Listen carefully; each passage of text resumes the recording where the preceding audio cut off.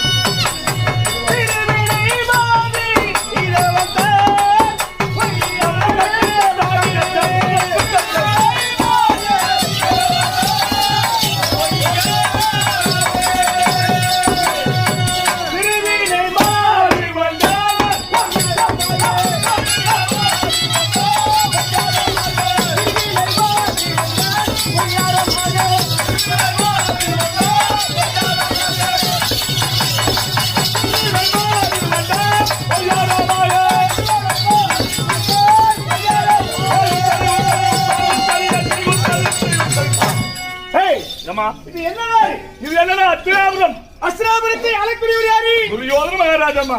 அவருடைய தம்பிமார்கள் இருக்காங்க தெரியுமா? யாருமா? யாரு? அவருடைய தம்பிமார்கள் 99 பேரு. அதுல இரண்டாவது பிறந்தவர் யார் தெரியுமா? யாருமா? வேண்டாம், அந்த ஒரு பேர் சொல்லக்கூடாது.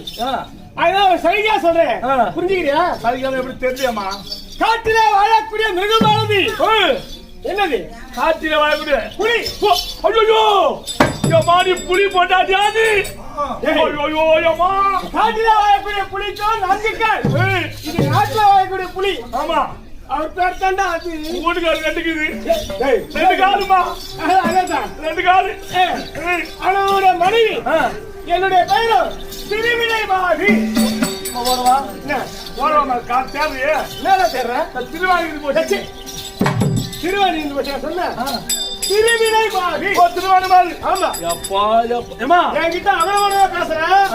உனக்கு வந்து வேணும். யாருக்கு வந்து வேணுன்ற? உனக்கு எதுக்கு வந்து வேணுன்ற? ஏன்னா என் கணவர் அப்ப கண்டவர். உன் கணவர் தான் பண்ணுவாரு. என்ன பண்ணுவாரு தெரியாதா?